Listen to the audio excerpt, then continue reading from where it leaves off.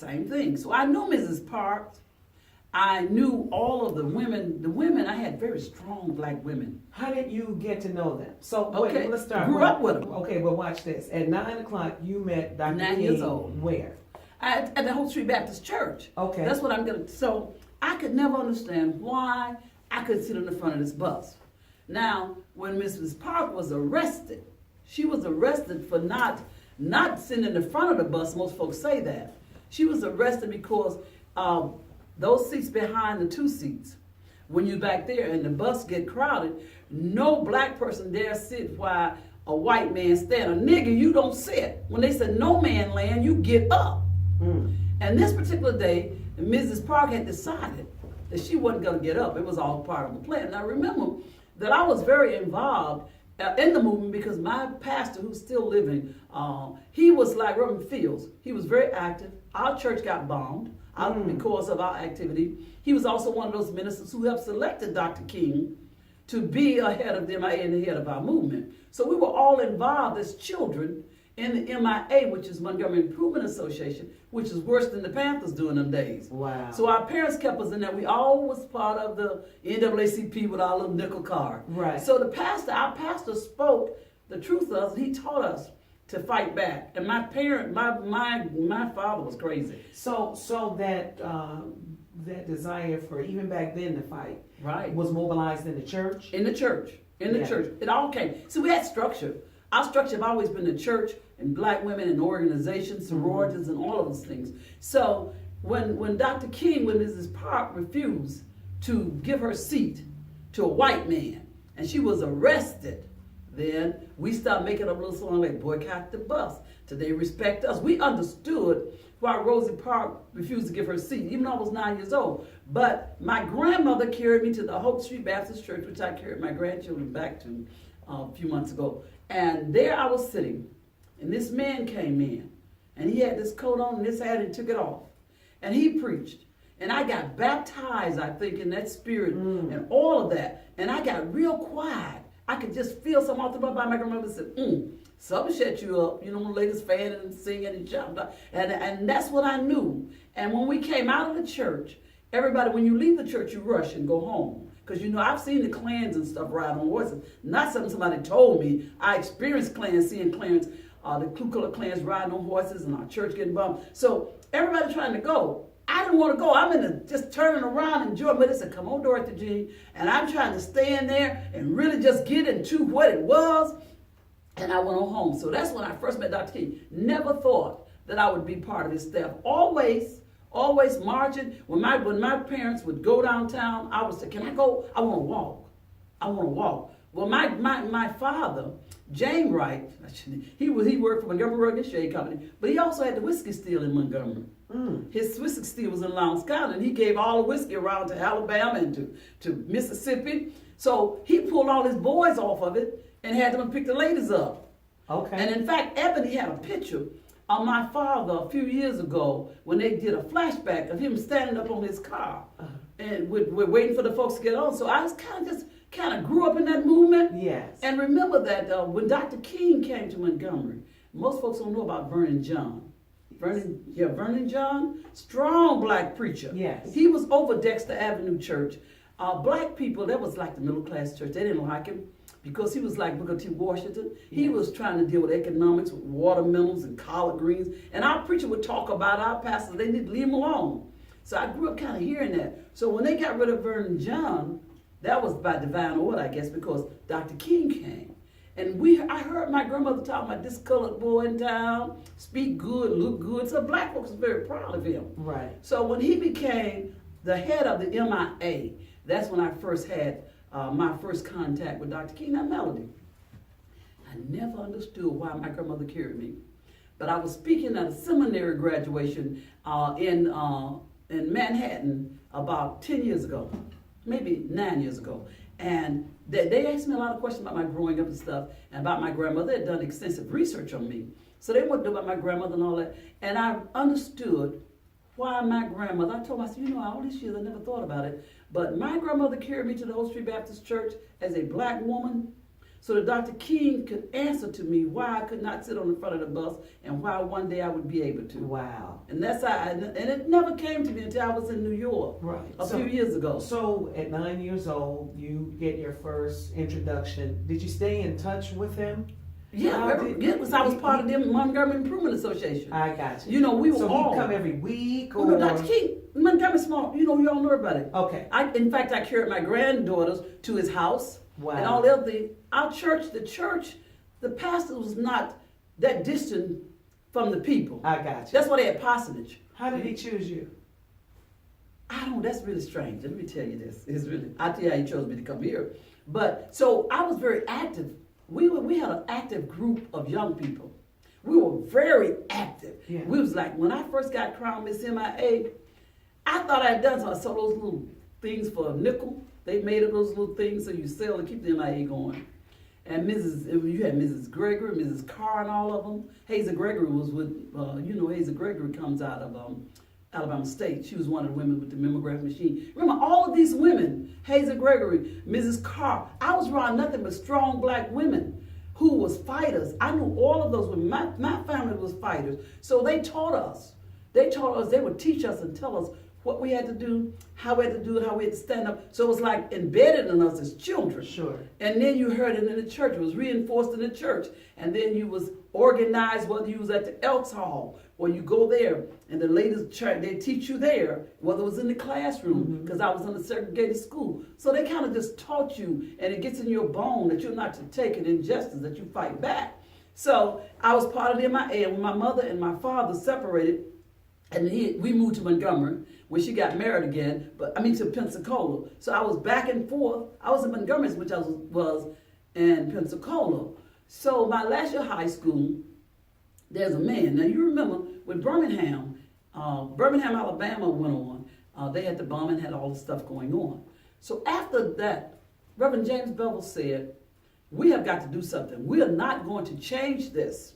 We will not change. We can't change their attitude, but we can change legislation. But in order to do that, we have to get folks to right to vote. So Bevel and Diane presented to SCLC, the Southern Christian Leadership Conference. That would be Diane Nash. Diane Nash Bevel. Mm-hmm. They presented to SCLC board this whole thing about how you do a voter registration drive and how come that would have to be the next step. Well, everybody fought. Dr. King said yes, but then the board fought it and everybody else fought. So Bevel left Birmingham, and he just left. He and Diane, along with James Orange and a lot of other people, they came to Montgomery.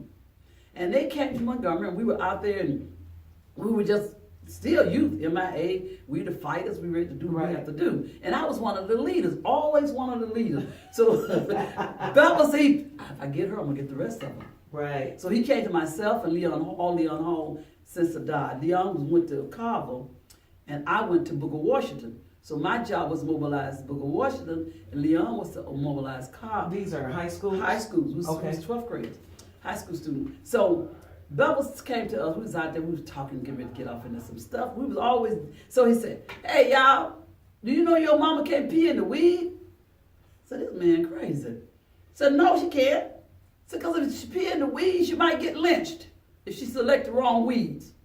The only way to stop that is we get folks right to vote. We got to get folks the right to vote." That was the way you would explain it to them. That's how he told. He told us. He said, if they're going on the highways and byways and they got to relieve themselves and they happen to stop in the wrong weed, your father, your brother, your mother can get lynched. And then that would be enough to get them motivated. So and less afraid to get involved. Right. But see, remember, we was a group of students who was afraid anyway. Right. Because we had come through the Montgomery bus boycott, and you got to remember Miss Hazel Gregory from Alabama State, Mrs. Carr, Johnny Carr, all of these women. We had a whole lot. These black women kept their hands on us like they knew. Wow. And they trained us and they taught us. And we had to read, we had to do this and that. So we was kind of into it. Okay. So he said, now, I tell you what you're going to do. We're going to get the whole country the right to vote. Oh, yeah? Oh, yeah, we're going to do that. We're going to do it. So then he recruited us, and we began to work on. In fact, when I was in Montgomery this past summer, they doing this whole historical piece on the folks who came from Montgomery. And they did a whole similar thing at Newberry. Newberry is one of the last places I got arrested in Montgomery, and they said there was something about me. But anyway, so they got a whole. They have turned Newberry's into a whole historical piece, and they try to find all of us to come back and tell our history. Sure. So I went back this past summer and I talked to them. Were people afraid to register?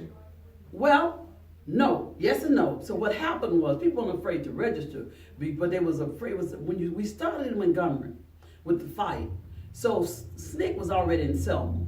So we were fighting, we were going and we was going back and forth to jail. We was in jail all the time in Montgomery. The big movement was not Students Nonviolent Coordinating Committee. Right, and they were coming out of, they were college students, right? Well, Diane and Bevel were some of the founders of SNCC. Okay. They founded SNCC, but when the Birmingham movement started, Bevel left SNCC to go join Dr. King because Dr. King movement was dying down and people said, no, we need to go in and help Dr. King.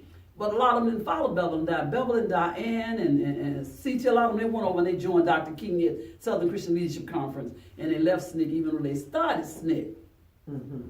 So what happened was after they came with Dr. King, so Bevel was over there and Bevel was the one started putting those children in the march. Okay. When the march was dying out, he said, Dr. King put children in the march. Then once we put them in the march, then their parents got to get them out. We got the parents, so he started putting the children in the march at Birmingham. He was really a strategy behind the Birmingham movement. Mm-hmm. And so when they weren't listening about the right to vote, that's why he left them. They wanted to just calm down, leave it alone, and he came and got us. Okay. Well, SNCC had gone to Selma to teach the folks how to pass the constitutional test. How are you going to pass with some racist white folks the constitutional test? So, like movies like Selma, they show questions, of what they would ask you to do in order to get. How many bubbles? Shake up a bottle. How many bubbles on the pot? How many peas and all that other stuff? How many peas if this boil is boiling? How many peas gonna pop up? How many all kind of stuff? So Bevel. How did you get past that though? I mean, that is so ridiculous. Well, we got past by going to jail. That's what I'm gonna get to. Okay. So when Bevel with SNCC was there in Selma, we had not decided where we were going to go and launch our voter registration drive. We had not decided Selma. We were going back and forth to jail and all the other stuff. Golden Frank was there, and there's a lot of folks was there. Meatball, James, so all of Dr. King field staff, secretary, started coming to Montgomery to work with Bevel. So we were doing all these. So then Jim Clark. When we was in at the MIA office on a retreat. We was going retreats, lock ourselves in. And so Diane Bevel Nash, and I always joke with her because she's a mulatto, so she had a cold that day, and her nose was like Rudolph the Red-Nosed Reindeer. She went in the bathroom and came out right. She said, I got it. We're going to present Wallace the Declaration of Freedom. That's how we can introduce the voting right bill. The right to vote. Okay. So we said, okay, fine. So we was trying to decide what county in Alabama that we was kick that off in. Well, Sheriff Clark, in the meantime, while we were doing all this demonstration and going to jail, passed a law that no more than 2 colors could be on the street after dark. Wow. Because of what SNCC was doing. And they was trying to get folks, and all the activity that was going on in Montgomery, they was afraid was going to spill over in Selma, which was 50 miles away. So Bevel said, well, I think I know where we're going to kick this off at. Where we going to kick it off at? We're going to Selma. We're going to put a whole lot of colored folks on the corner. So that's kind of how, so I was chosen as among the first 10 SCLC staff to go into Selma to mobilize for the right to vote. Wow. I was also on Edmund Pettus Bridge on Bloody Sunday. Right. But, so we went to Selma and we began to mobilize and we began to get out. It was hard. It was hard, Melody. It was really hard. So what was the difference in the feel of, how did they feel differently? Was Montgomery less racist than Selma? No, all of them was racist, but we was a city. Montgomery was a city. They did the city. It's like Chicago do it one way, and then you go to Cairo and they do it another. I got you. You know, Yeah, that's what I was thinking. Yeah, Montgomery's like the city part. Right. And you had more activism going on in Montgomery because we've had Vernon John, we had Dr. King. Right. And we're a little more progressive. Montgomery was more progressive. Yeah, they was very nationalistic, I should say. Yeah. Very nationalistic. They were like, we're gonna get this for the future of black children. Everything was for the future. And this was after the bus boycott. It was after the bus boycott. So they had a win. Oh yeah. Right? So they were feeling good. Oh yeah. And right? Birmingham had happened. Yeah. They had Birmingham, Savannah had happened. Right. A lot of things happened. And Bella knew that all the stuff that was going on, regardless what we did, and we did not give folks the right we didn't fight. I tell folks all the time, we didn't fight for the right to vote. We fought for the right to representation. Right. And that's what people mess up at. So now you go to Selma. So we're in Selma. What were your parents telling you? They got a different kind of child now, right? They don't bother me. In fact, I started my mother, but she was alive, she'd kill me. My father, because my father had this moonshine, right? I think my father and his family got on just fine.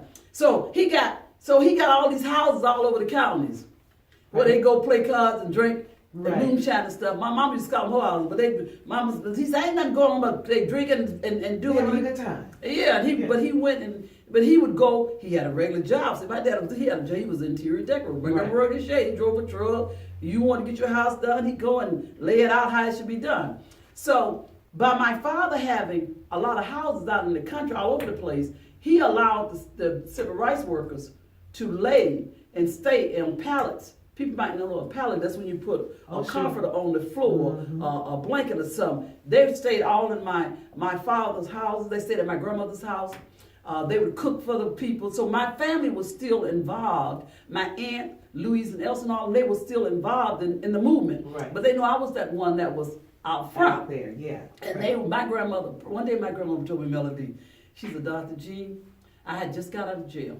And I went home. What did you go to jail for the first time? Well, we was out there. We was protesting Newberry's because they weren't letting folks sit in and wasn't doing it. We was just getting ready. We was protesting. And I had turned and closed down Booker T. Washington High School. Brought the whole high school out. We was protesting. My grandmother told me, she said, Dorothy G, she's the only reason I worry about you. You're one of the leaders, and everybody in Montgomery know you are. And she said, I stay on my knees. She said, but you gotta be careful because these folks will sell you out for a bottle of water and a picky sandwich. I said, you didn't understand it then, did you? I didn't understand it. She said, so you gotta be. So they prayed a lot. They prayed and they believed in, if it's God's will, you gotta do this. Right. So in Selma, as we were mobilizing and organizing, see, a lot of people don't even understand, Melody, how we ended up going across that bridge. We was not even thinking about. We was gonna take a Declaration of Freedom to Wallace, but we would go up and come back. But the night that Jimmy Lee Jackson got shot, he didn't get killed that night. In fact, I had gone back to Montgomery. If I had known that they were gonna do all this crazy mess that they did, I would have stayed in Montgomery. I would have stayed in Selma. But I went home, be with my parents, 50 miles, go home, eat, sleep, talk stuff, hang out with my family. And that particular night, Jane Moore, because Jane Moore had been arrested. Jane Moore was one of our top. You saw Selma movement, that's the one that's, come on, Doc, pick Doctor from the airport, and he saw Jane. So they probably saw Jane Moore in the Selma, his character in the Selma movement. So Jane Moore had been arrested. And CT, him had said, okay, we're going to pray at the jail. It was in Perry County, it was not in Selma. So in Perry County, they was going to have a prayer. What y'all going to do? We're going to have a prayer vision tonight. That's why I'm going home. Prayer vision, you go pray, you go back. We didn't know that they had already planned what they was gonna do when the protesters showed up. That's when the lights got out and all that. Yes. So Jimmy Lee Jackson was there that night. I knew Jimmy Lee Jackson, knew his family and all. And when they went, they started beating, they started running. Wow. And CT said that he had left, but he went back when he heard that. He said, CT told me, they said, hey, they beating up all the demonstrators. He said, what? Because he was on his way back to Selma. So you deal with county, Perry County, Dallas County, which is Selma, Baldwin County, Greene County. It's just a lot of little counties. So we identified everything by counties, not by cities. So he went back. So Jimmy Lee Jackson, they scattered. And the reason they went after Jimmy Lee Jackson, and I think it's very important that young black men understand, because Selma did not portray him right. And when I talk to young men, I tell them, when you do what Jimmy Lee Jackson did, because Jimmy Lee Jackson's grandfather, was involved in our movement. They targeted this man. Wow. And they had beat him up. And his mother was trying to get him to the hospital. They didn't run like they were scared. They weren't doing that. Right. And so when the sheriff came and they got a gun, the rifle, they was gonna shoot Jimmy because he said, I gotta take my father to the hospital. It was big, and said they got the gun, it was gonna kill his mother. He took a bullet for his mother. Wow. And which I tell is very important. And he wasn't like all in the corner and they shot him. No, that's not what happened. He was protecting his mother when he got shot. Right. Now, so his family was very active. Yes. Because see, one thing about, that's why black funeral homes like Leaks and all of them, I want to get to them in a minute because I've been doing Leaks since I first came up here. The black funeral homes, they're an association and they all supported the movement. Yeah. And whatever city we went in, those black funeral home people took care of us. Yeah. And those are stories not been told. We had black doctors, like Dr. Mulroney and all of them, and Jones and all of them. Like we came to Chicago, we had black doctors who was an association. Well, we didn't have no money, whatever city we went into, we was taken care of. Right. We had black dentists, black doctors. So there was a network. We had female doctors. We had a lot of stuff that people would take care of us. Right. Because we were fighting for black people Right. to be free. So the Jacksons, so they were active down there, and Jimmy Lee Jackson family, yeah. Right. So when they shot him, he didn't die right away. He was in Perry County. He didn't die, and they took him to the hospital.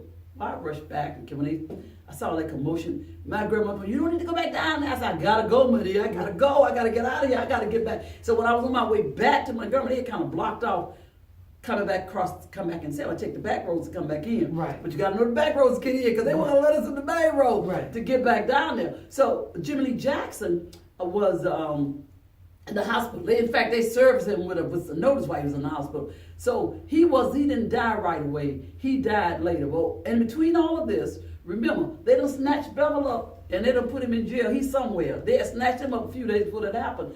That's why C.T. Vivian had taken over in terms of some of the strategy, doing this, doing that. So when we didn't know what to do, that's one time I almost lost my nonviolence. Well, so you don't know what to do because at this point they done shot Jimmy Lee Jackson. I had to pray. If I didn't have no gun melody. So they've kind of they done pull that chain right off of me because you know there's a right part of me too. I'm not to act like my dad. I said, wait a minute. Right. It was really it was hurtful. They messed up the strategy. Well, you have to really be steeped in nonviolent and understand nonviolent because we was told that you can get angry. And because you hurt one person out of your anger, you get the whole crowd messed up. So you got to contain that. Gotcha. And you got to work on behalf of the whole, not your own personal self. And I almost forgot the strategy in terms of the whole, and start dealing with selfish feelings. Right. Not the whole, our mission. See, people think nonviolence means you just don't retaliate. You keep your head. Mm-mm. But that you all had a bigger vision around. It was a strategy. Nonviolence not turn the other cheek. Nonviolence is a science. It's not an absolute science, but it's a science. And I am a nonviolent scientist. Most folks don't know that. That's why most things I touch be successful. A nonviolent scientist deal with truth. You can't deal with lies.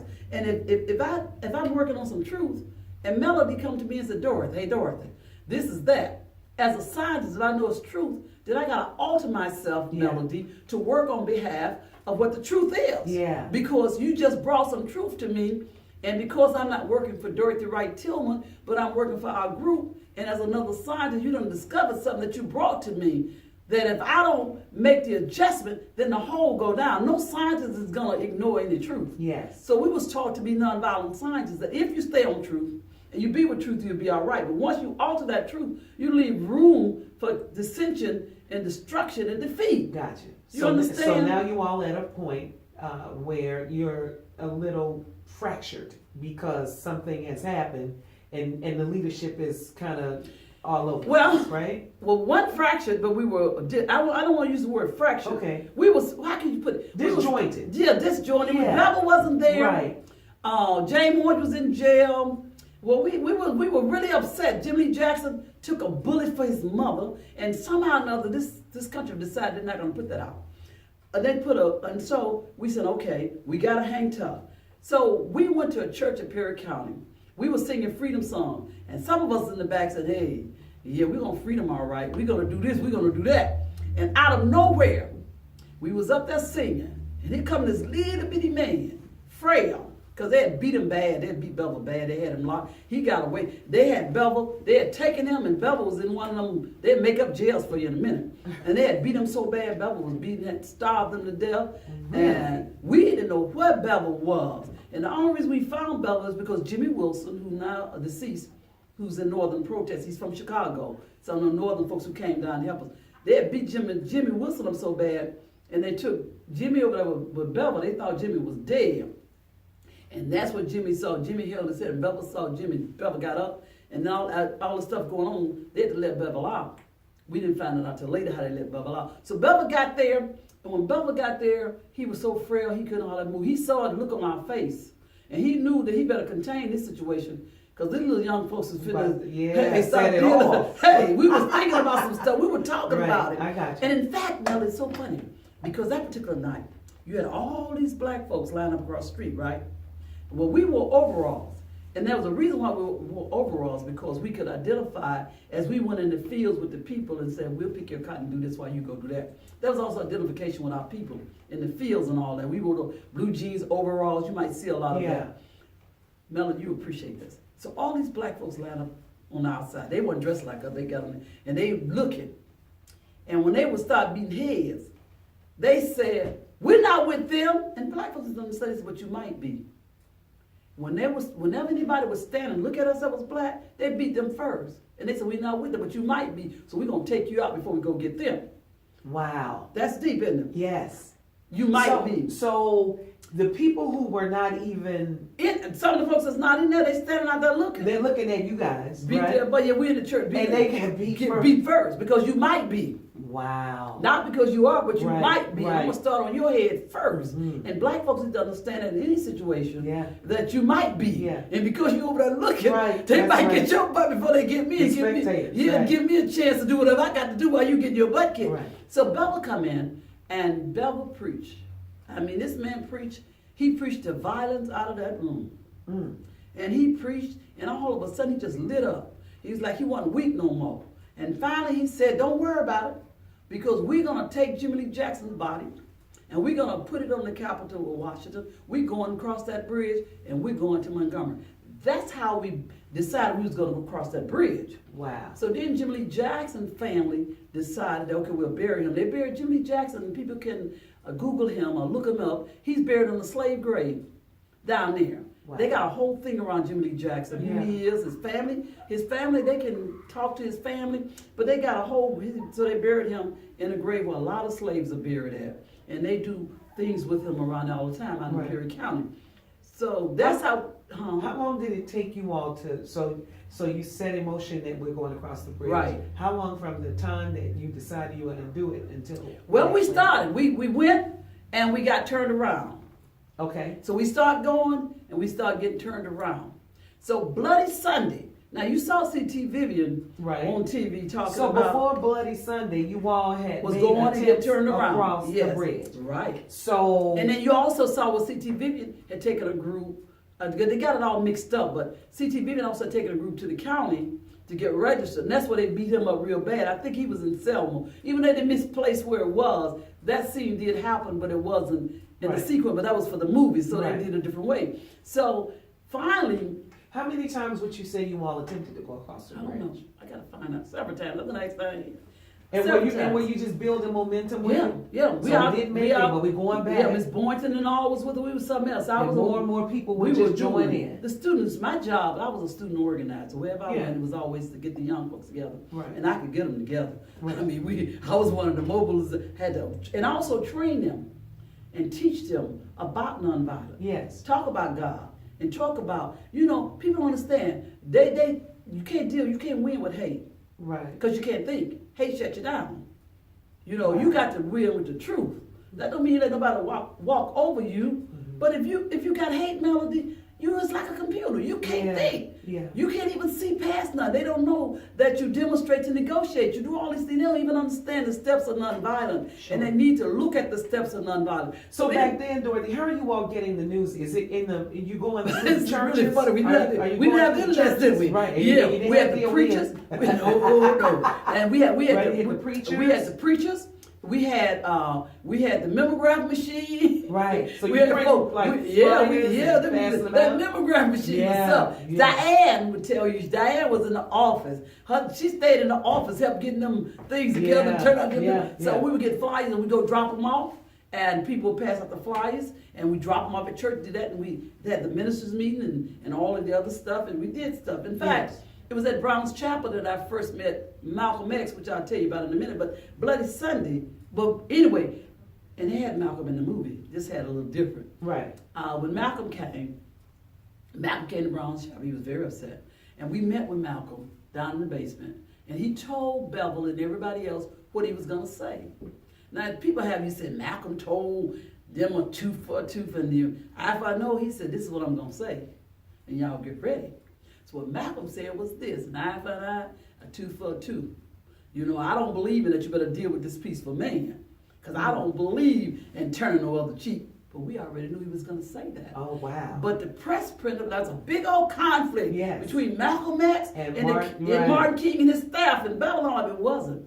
Bevel and Malcolm had a long talk in that basement before Malcolm came up at Brown's Chapel and spoke. Wow. But they don't know that. Right. You know, and it's really kind of strange. So anyway, Bloody Sunday, when blood flowed like a river. The reason we decided to press on was because all the press was coming from everywhere. So we thought that, because the word was getting out what was going on, Jimmy Jackson had been shot and we was going back and forth, we assumed, we had no idea, with all the press there, that they would not beat us. So we pressed on. I used to joke with Jose and John Lewis.